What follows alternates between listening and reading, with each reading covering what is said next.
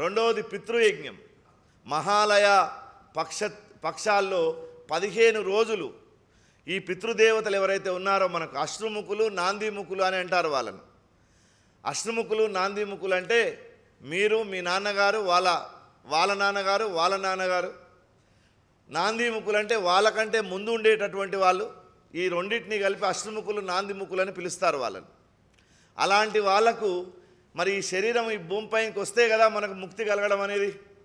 ఈ ముక్తి కలిగించడానికి కారణభూతులైనటువంటి ఆ తల్లిదండ్రులు, ఆ తల్లిదండ్రుల యొక్క తల్లిదండ్రులు, వాళ్ళ యొక్క తాతలు, వాళ్ళకు ముందున్నటువంటి వాళ్ళు, అట్లాంటి ఒక గ్రూప్కు మొత్తం దీన్ని ఒక వర్గానికి మనం ఆరాధన చేసుకునేటటువంటి యజ్ఞం ఒకటి ఉంది. దాని పేరు పితృయజ్ఞం.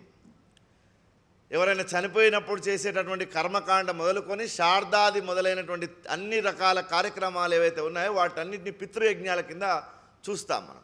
సాధారణంగా మన మనసులో ఏముంటుందంటే మనం ఎప్పుడు దేవుళ్ళని మాత్రమే పూజ చేసుకోవాలి, దేవుళ్ళు మాత్రమే మన కోరికలు తీరుస్తుంటారు, పితృదేవతలతో మనకు సంబంధం లేదని అనుకుంటూ ఉంటారు చాలామంది.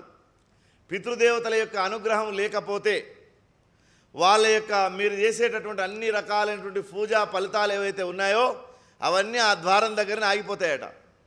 పితృదేవతలు శాంతిస్తేనే వాళ్ళ ద్వారానే మీకు దేవతల యొక్క ఫలితాలన్నీ అందుతాయి నిజానికి చెప్పాలంటే. అందుకే శాస్త్రంలో ఈ ఆబ్దికాలు, శ్రాద్ధాలు, ఈ కర్మలు ఇవన్నీ కూడా చాలా సిస్టమేటిక్గా, చాలా పద్ధతిగా మన వాళ్ళు చెప్పిండ్రు.